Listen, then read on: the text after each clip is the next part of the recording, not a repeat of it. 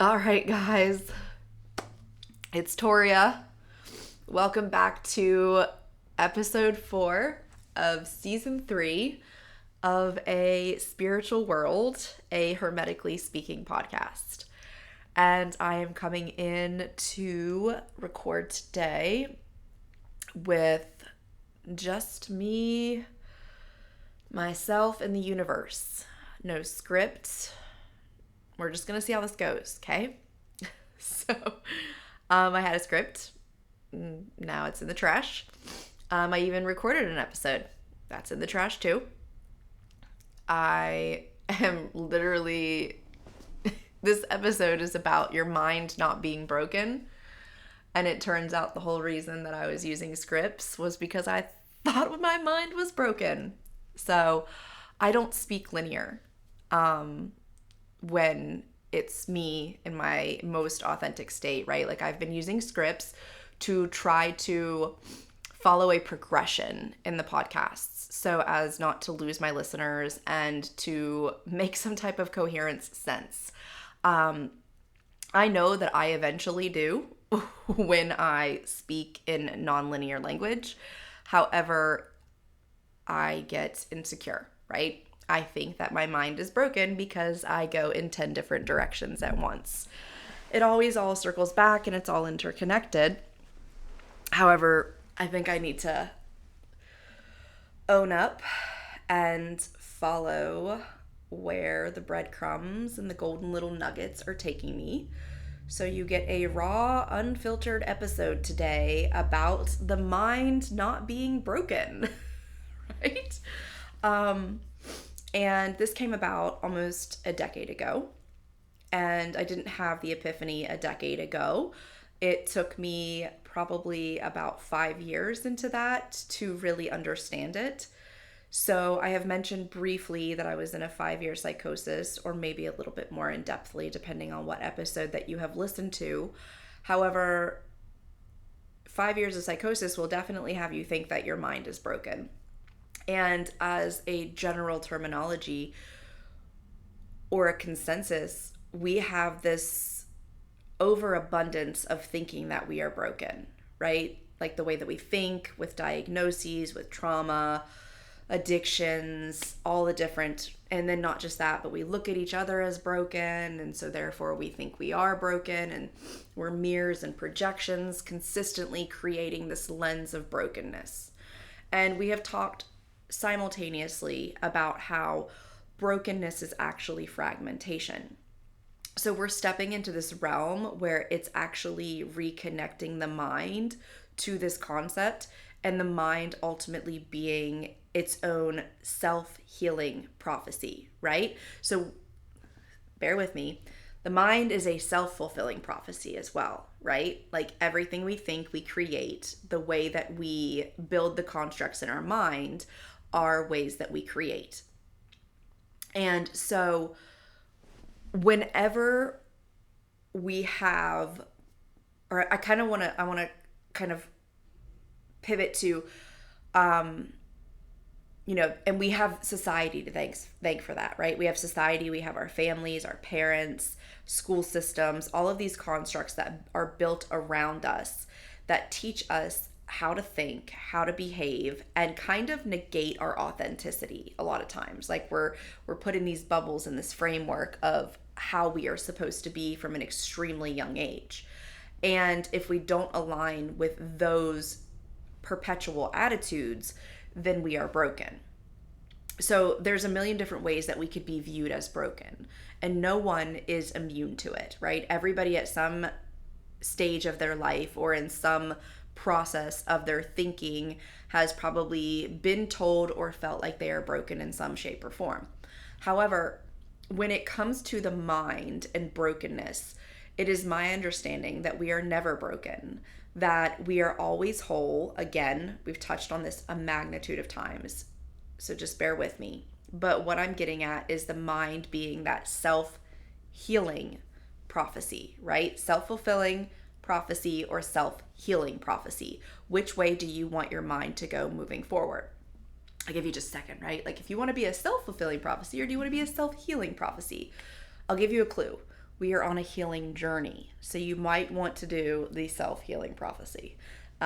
So anyways, no wrong answer, of course, because self-fulfilling prophecy, you still want to learn how to actively create the reality that you live in, right?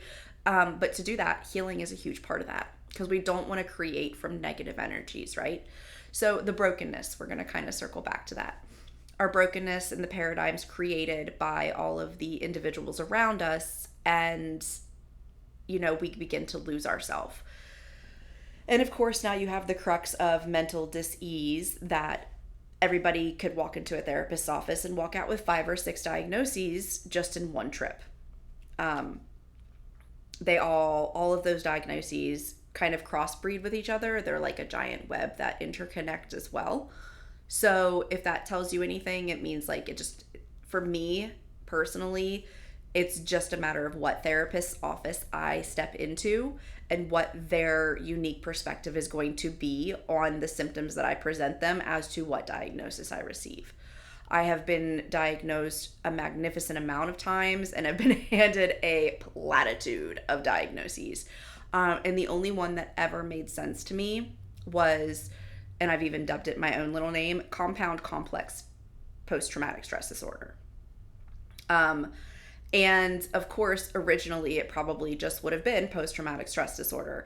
But then given the fact that it was untreated, undiagnosed, because I was diagnosed a plethora of other things, I ended up with compound post-traumatic stress disorder because, you know, more years of trauma stacked on and stacked on. And then different types of trauma added to the complexity of it. So that is my dubbing of, and yes, I will take credit if it goes into the DSM-5, 100% give me credit. No, I'm just kidding. Anyways, so CCPTSD, right?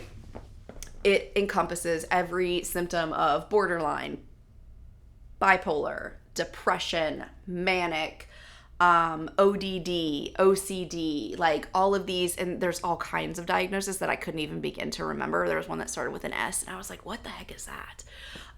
But you get the gist, because the ones that I did name tend to be the regular, like the most heard of, ADD, ADHD, right? Like all of these neurodivergencies.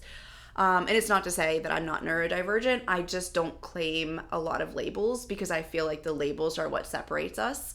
Even if everybody is neurodivergent, you know. Excuse me. So, again, right? Just follow the nonlinearness and we'll see how this plays out. And my brain's going to have to get used to this too, because the anxiety is definitely like feeling like it's throwing my thought process off kilter. So, mind, self-healing prophecy, right? Psychosis, not fun. However, I thought that my mind was broken, right? Like I really thought that it was trying to kill me in some way, shape, or form. However, it was me trying to do that. It wasn't my mind. I had to separate the two. And someone that I trust with everything at this point, they've been on my journey with me for 10 years, they told me that my mind was incapable of hurting me, that it wasn't built that way. And that shifted me into understanding, well, if my mind isn't what's hurting me, then what the heck is going on, right? Like, because you would think anybody in psychosis or with schizophrenic tendencies or whatever it is, that, you know, you would look at them as like, oh, their mind is broken, it's trying to hurt them in some way. No, the mind speaks a totally different language that we have completely disconnected from, and that we need to relearn how to communicate with our minds again. It does not speak in not just linear language, but in logical, conceptive language that we would talk like one-on-one to, or just in English or any language, really. The mind, the biggest example that I can give right off the bat is triggers, right? Like people tend to run from triggers. I attend a lot of meetings that now some of them have this language of like you have to present a trigger warning before you talk about a specific topic.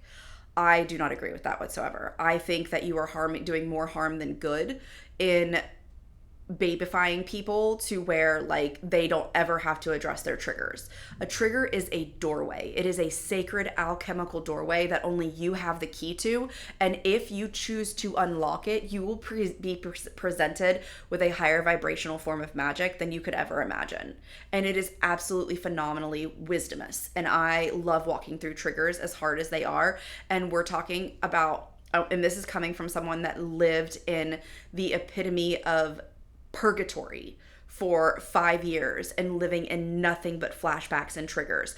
I could not even be in the same room as someone that said someone's name. My abuser's name, like I couldn't even hear it. Thankfully, I never got up and left the room, but every aspect of me wanted to, because I was in a lot of recovery rooms, and those rooms required you to introduce yourself by your first name. And when someone had that same name, I vomited inside and out, and I sweated and I cried inside, and I did all of these things that just couldn't breathe. You know what I mean? And then the proof is in the pudding, because I actually ended up with a therapist for prolonged exposure therapy. It's a fabulous therapy developed by the military for war veterans that experienced complex PTSD and horrendous things in war zones. And it showed a very high success rating, an 80% success rating in rape victims. And so my prolonged therapist, he worked with a lot of veterans. He was the first one to bring it to the area that I live in and tell me that that's not aligned, right, for my journey. And his name was the same name as my abuser. So for every therapy session, not only was I not allowed to sit in the corner of the waiting room with my back against the wall to where I could see every exit, I had to actually sit in the middle with my back to the doors, and I had to come in and I had to ask him by his first name, right? Not doctor or Mr. or what, I don't know, whatever. I don't think he's a doctor. But anyways, he's not a doctor. He's just a therapist. But I couldn't, use his last name. I couldn't avoid it. And then I also had to start recording the name for 5 minutes at a time on my phone and listen back to it for 5 minutes at a time. I can now say, and I'm not saying the name just, for, not to say that it won't ever come out, but I'm just not saying the name for privacy reasons, in all honesty. That is a very protected, sacred part of my journey, and that individual I have worked through and been able to have gratitude for that part of my journey, as terrifying and horrendous as it was, which is, again, a very hard thing to say sometimes. Or what it is that I judge myself for having gratitude for that part of my journey, because that sounds insane, right? Like, that sounds completely insane. However, forgiveness is an action, and I would not be where I am and who I am today without that being part of my journey, or without the psychosis. And in all honesty, the psychosis probably never would have happened if that individual had never been in my life. And the psychosis is what has given me a lot of the information and the knowledge that I am able to talk about today. So, that all being said, the triggers are doorways. The mind is proof that it can heal itself, and the mind is leading you to healing. The triggers are basically like a volume max stating that this is a major problem in our nervous system and in our equilibrium, and it needs to be addressed. Could you literally imagine living the rest of your life being triggered by one thing over and over and over and over again? How much power are you really willing to give your triggers? Are you going to give them the rest of your life? Because that's basically what you're doing when you're saying, like, oh, I'm going to avoid my triggers. Please give me trigger warnings. Please make sure that I don't hear the word rape or the word, my drug of choice, methamphetamines or cocaine or whatever it is, or, don't. Now, hold on. I'm going to frame this a little bit better, though, because there is a difference between saying a word like rape or sexual assault or sodomization, and there is a difference between that and completely trauma dumping the details of those. Details of those are meant for sacred, safe spaces, and only when permission is granted. or like with a, you know, a professional that knows how to deal with that kind of stuff. You don't trauma dump on people, but honestly, to be quite fair, people in early recovery or early healing parts of their journey, or that haven't found the healing journey yet, they trauma dump all the time because they're completely unaware, right? And they don't understand. And that is okay. We have to have grace, compassion for them, and we have to accept where they are, and we have to move on. You know, that's what I've learned, at least. So anyways, I lost my train of thought for a second because it's like, I don't want to tell you what to do. So when I say like, you have to, like, no, you don't have to do shit, but this is what worked for me. And that's the easy, like, sometimes it just comes out that way. So anyways, mind, self-healing prophecy, triggers are amazing and very sacred and extremely terrifying. And that is absolutely okay. We are allowed to acknowledge that, but also acknowledge that they hold great power and great wisdom for us to step through. And our mind, again, never meant to hurt us. So when it's doing these different things, or you've been diagnosed with whatever dis-ease that you have, your mind is speaking to you in a language that you just don't understand. And it's honestly very hard to understand the language that our mind speaks to us in. My mind likes to speak to me in the language of dis-ease. I have worked multiple 12-step programs.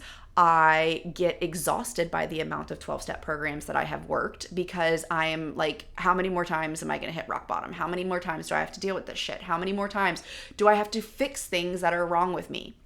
The reality of it is, though, is that I spent a lot of years in addiction, and I spent a lot of years shoving stuff down, and I had extreme traumas that created a lot of different, this word platitude is coming up again, of spirals and different layers.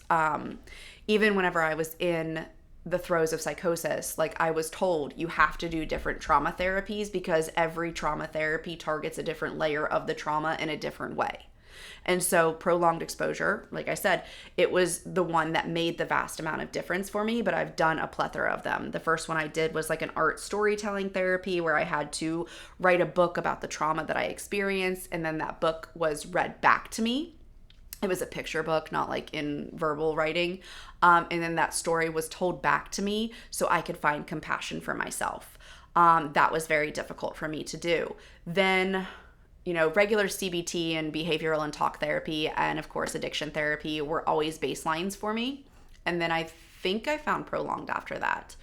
And then prolonged is what took me from like a 68 or a 58 on the PTSD scale down to a 16, right?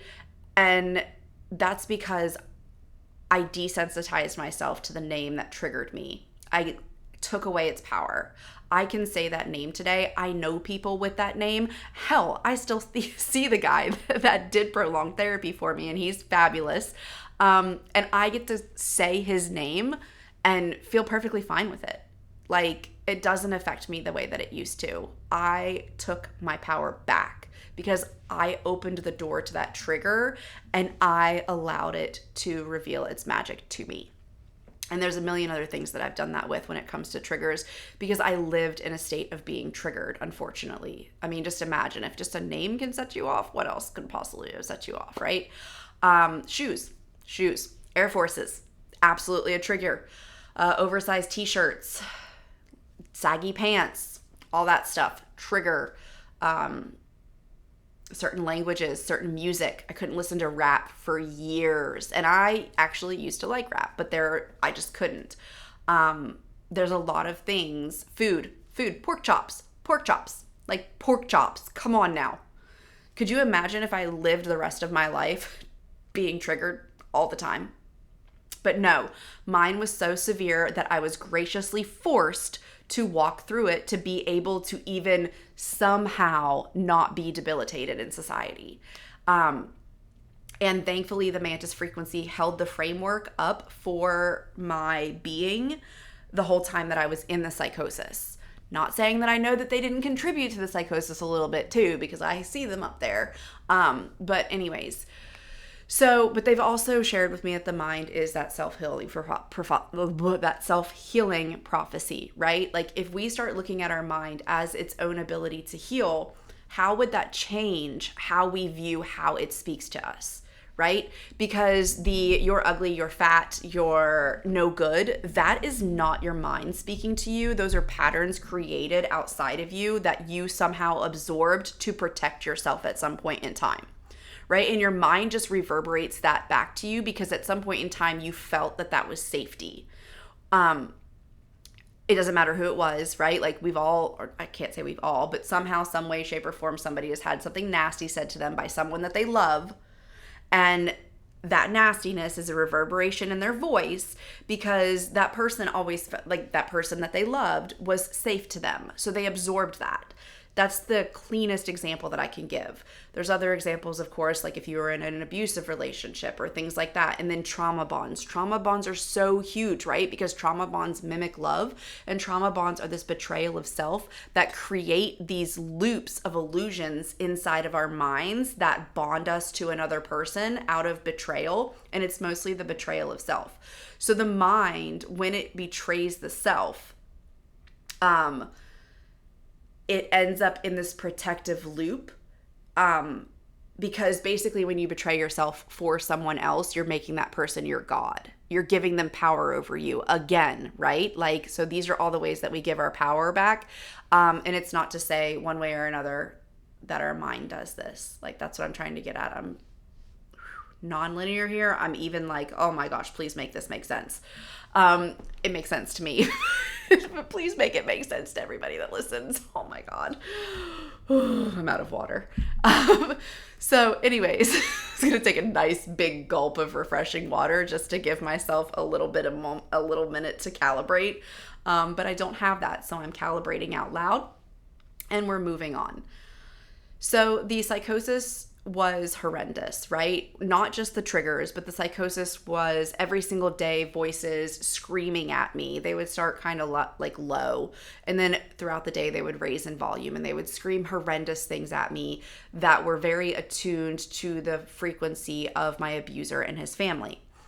And you'd think like, that's why, of course, I'm thinking, oh my God, it's trying to kill me. No, that was my solution to the escape was, suicidality. And that's just because I didn't know how to handle it, right? I didn't know what was going on. I didn't know how to explain it. I didn't know how to communicate with it. I didn't know how to shut it up. So of course, ending my own life might have been the only solution that I could think of at the time because I was so closed off in tunnel vision of only making it stop one way. I didn't understand that my mind was communicating to me in certain ways. So ultimately, it took me quite a few years to realize certain aspects. But I will go ahead and dissect them to you, dissect them for you, so that way you can maybe understand, even if you can't relate to my first lived experience, it can help give you some perspective into how your own mind might be working. So I would crash and burn every single day and have resets. So basically, I would wake up and I would start my day and the voices would be there and they would be abusive and they would be abrasive because that was what I was very used to for a decade. And I could live through it. Like I just, I was very good in that abusive situation of just keeping my head down and, I just took all of it. Right? Like it got to a point where that's what I had to do to survive. The first few years I fought back, but I was beaten down so brutally that eventually I just took it all. Like it was nothing. I don't really know how else to explain it, but that. So, and that's hard to talk about. Just so we're very clear, that's hard to talk about and think about the depths of that in a descriptive terminology. So just give me a second to reframe and think about where I was. So we were talking about how I could just kind of let it bounce off me, or that's how it would have been perceived to anybody looking at me, but I absorbed all of it. And, the mind being its self-healing prophecy and the way that the psychosis worked. Okay, so the first, like, and so I would have these resets every day. I would have these crash and burns, right? So I would wake up and I would be okay, and then the voices would get louder and louder, and I would begin to struggle, but I would ignore the voices because I did not know how to deal with them. And they would get louder and louder and louder and louder, and eventually I would break down, right? Like, the first year was a lot of self-harm, because if I self-harmed myself, the voices would stop. And so then I learned that I had to, well, the first year was suicidality. Then it was, and I will say that I did attempt a couple of times, but that was not part of my path. And they told me that very clearly. So this is what I'm saying. Like, it's not meant to hurt you necessarily, because they told me that whenever I intentionally tried to take my life, that they were going to speed up, because I did it by overdose, that they were, or attempted overdose, that they were going to speed up my metabolism and flush it out of my body. And so after 3 hours afterwards, I walked myself to a hospital, and they, of course, did blood tests. And, I told them what I had done, because it didn't work and I was pissed. And so they actually took a blood test and couldn't find any of what I had said I'd taken in my bloodstream, but yet I had a whole empty bottle in my purse. And so I knew that they were serious, and knew that and there was a couple of other things that happened in that last attempt that I stopped trying. I have a stepdaughter that's in my life, and I wanted to be a good example for her, and I knew that I could never be in her life or be a good example for her if I was constantly trying to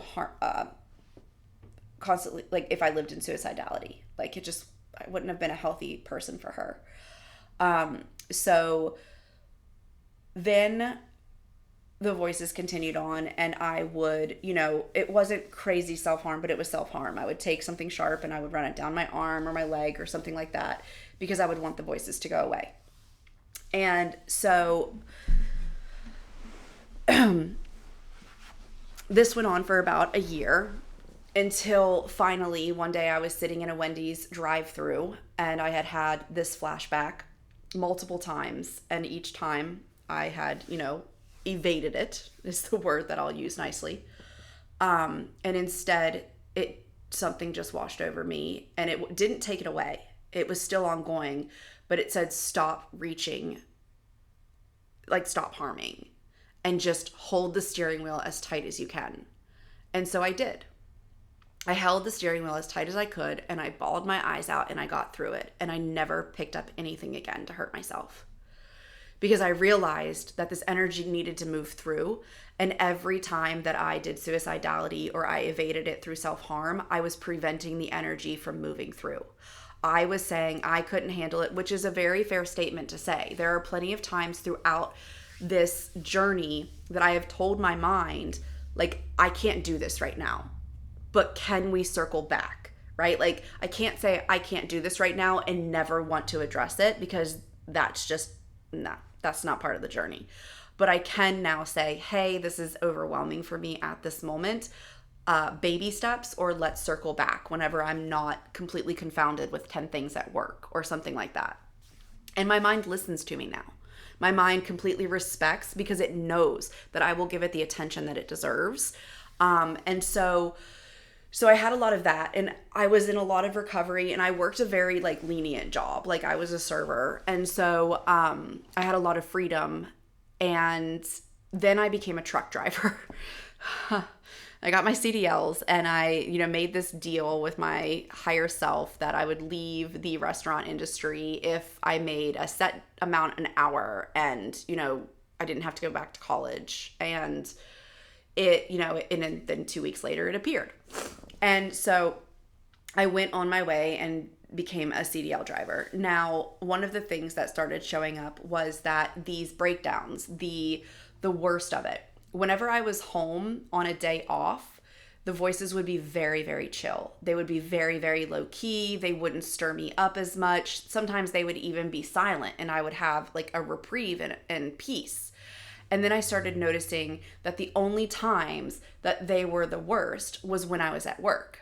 And I just couldn't understand it. Like, work was actually a safe space. There was no hindrance or remembrance of what I, had experienced. I just couldn't for the life of me get it. And it took, I don't know, maybe it took probably about 2 years, because it was when I was in my hazmat job because I ended up getting a hazmat CDL. And I kept like asking, but they wouldn't tell me. And then finally it came through one day that it was a controlled environment. That when I was at work, I was performing, right? So, and we had cameras in our trucks for the majority. Now at this new hazmat job, I did not have cameras in the truck. But the reason that I would reset or crash and burn every day because of how the voices were and only happening on the days that I went to work was because it was a controlled environment. They knew that I wouldn't overeat. They knew that I wouldn't drink. They knew that I would not self-harm. They knew that I would ride through it, that I would let it all out, that I would bawl my eyes out and I would grip that steering wheel and I would just cry. And that energy would get to move through me, even though it had to recycle through me 1,000,000 times over 5 years. Because that's the severity that I experienced. And then when I was home, I had too much access to food and alcohol and sharp objects and, whatever else. Even though I was past the phase of sharp objects, it was mostly like I was in recovery. And the last thing that I quit was alcohol. And I actually turned to alcohol to evade for a while. And it wasn't like I would get drunk. All I would have to do is take one shot and they would shut up. And then I could even spit the shot back out. But the fact that I did it, like I went to harm myself with alcohol because, obviously covering up my, stuff. And so, but yeah, so that's how insanely smart the mind is, that it knew when I was in these controlled environments, it learned my habits and it revolutionized the way that I healed. So eventually the voices are gone, but I will say that there are certain aspects of the voices, the screaming and the derogatory comments and the things that remind me or that are on the same frequency as my abuser and his family, as the abuser and his family, because mine is possessive and he's not mine, and he's not like, when I feel like because I did say my abuser for the longest time, and I'm trying to break that habit because number one, I'm not the only person that he abused or that his family abused.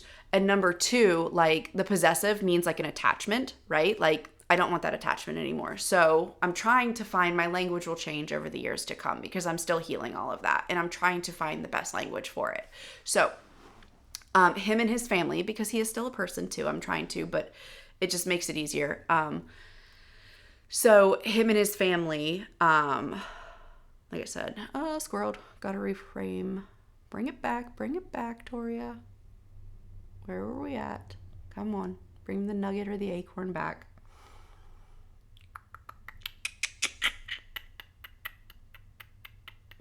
Excuse me, I'm just trying to remember where I was.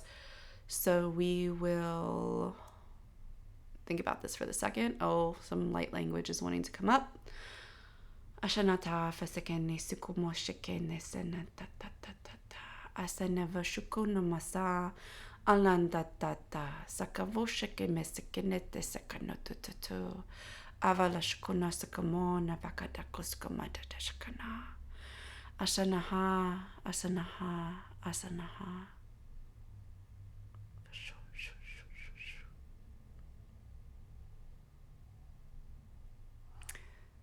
So what they're saying is the mind will reset itself every time it experiences a new trauma. And that includes the memory of traumas and how those come through. And so the severity of mine and what I experienced is not just the magnitude to what I experienced it at, but was the amount of times that I relived all of it because I kept it stored in my system. Which, that's amazing to know. And it brings me back to where I wanted to be. Thank you. Now, every now and then the voices will come back. They'll be more like whispers in the dark. They're still very annoying, very perturbing, not gonna lie. They're so low though, and what I know they now mean. So when those distinct voices come back and they say certain things, which again, spare you the details on those, but they're not fun. They actually mean that the place that my subconscious is thinking from is the shadowic realm of devaluing myself and from those time periods. Because obviously, sustaining so much abuse lowered my self-worth and my value in the way that I talk to myself. And so I'm still healing those parts of me, right? Like learning my value, understanding my worth, making sure I don't under-earn, different components, the self-love thing, right? Like all building it up. And so those voices specifically, after when they reappear, because I will go a long time without them, when they reappear is when I'm in a situation that is triggering me to view myself in a way that I devalue myself, in a way that I lower my vibration and I start to look at myself in a derogatory and negative way. And so when I hear those voices, like I know that my thought pattern is coming from a place of unhealed pain, and therefore I kind of need to pivot to, hi, my name's Toria. I am a divine feminine being and a hermetic prophet that walks this earth to download hermeticism into the earth to raise the frequency along with so many other innate human amazing individuals, right? Like I have to reframe who I am now and bring my power back to me. But again, that's another example. Like my mind doing those things was never meant to hurt me. It was trying to direct me towards change and healing, because the way that it works for me is that when they're so loud or when I get so overwhelmed, basically what it was, like I had to drown in my trauma to start seeking a solution to it. It's kind of like the same way with addiction and rock bottom, right? Like you have to run out of everything. Like I was homeless, hopeless, dopeless, helpless, all of those things to finally realize that I needed a different solution and start looking. And so the psychosis drove me to continuously seek a solution, a healing, and not necessarily a quick fix, because I was also in recovery and medicine, and being heavily medicated was not an option for me. I have my own quells with the pharmaceutical companies, middle finger to the air, even though that might not be the peace, love, and part of me. That's the anger and the hatred part of me, and I do have that, and I will work through that, you know. God,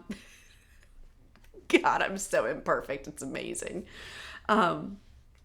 So, but it's perfect, right? Like, anyways, so self-healing prophecy. What do you want to be, right? Like, where does my story help correlate how your mind might work? And if it doesn't, then maybe it will at least give you this introspect to start seeing your mind in a different way. Because your mind is absolutely 100% meant to bridge the gap between you and creator consciousness.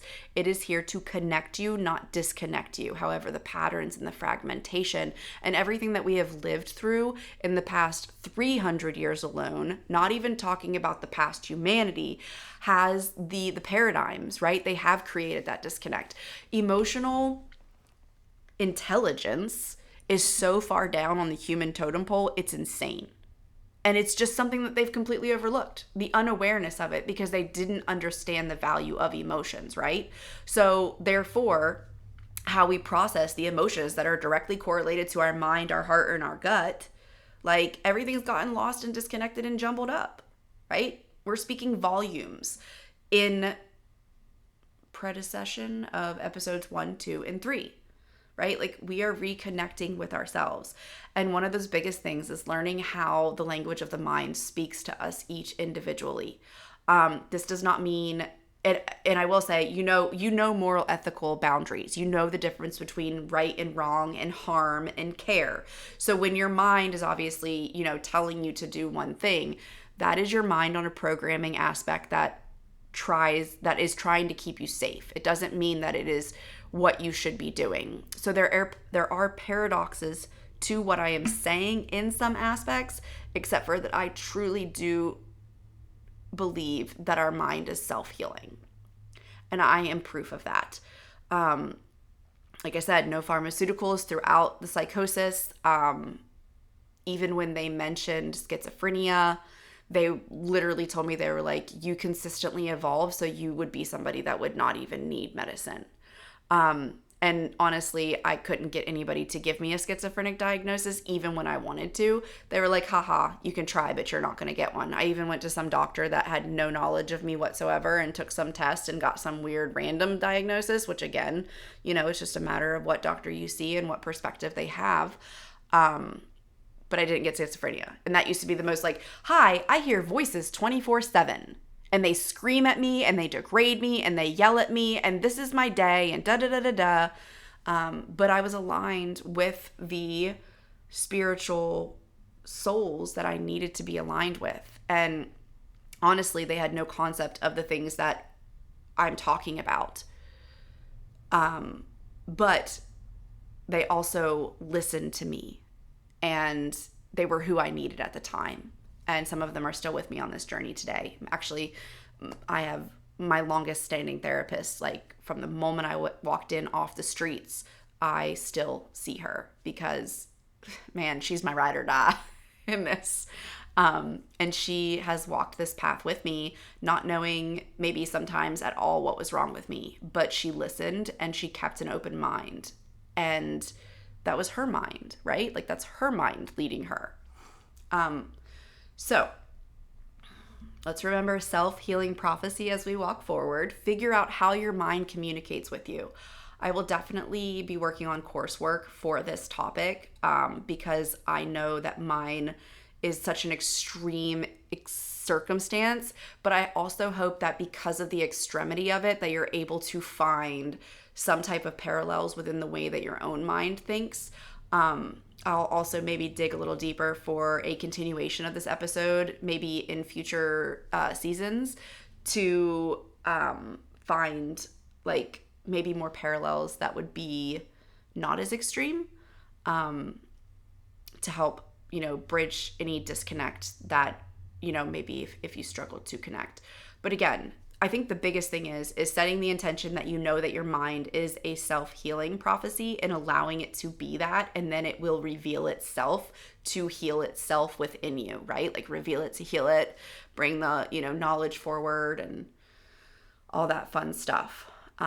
So here was my authentic one-on-one first just recorded episode, and I think we're gonna end here. I hope it was everything I dreamed it would be and I have no idea what that is, but I also hope that it is everything that you guys were looking for. My website is set up. It's aspiritualworld.com. I am currently offering one-on-one services for things like Lighterian Reiki, which in that session, there's a lot of stuff that occurs, whether it's sound healing, aromatherapy, light language, things like that. It's really just what your higher self calls for.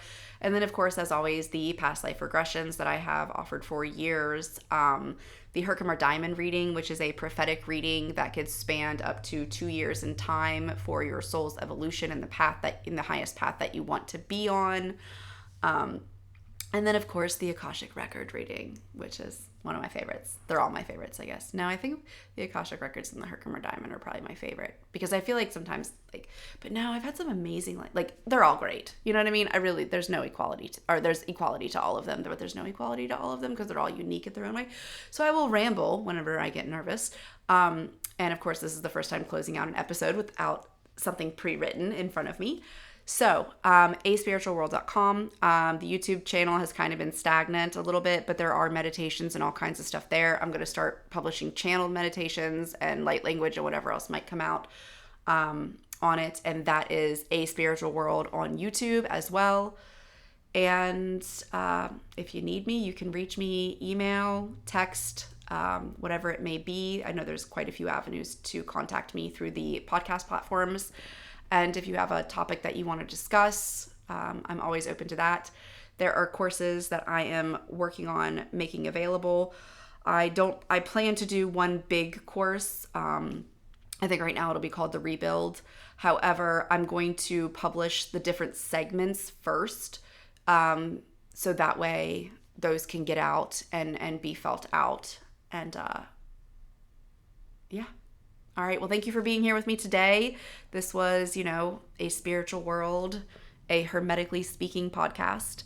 And just remember that you are a spiritual world within a spiritual world. Namaste and many blessings on your way.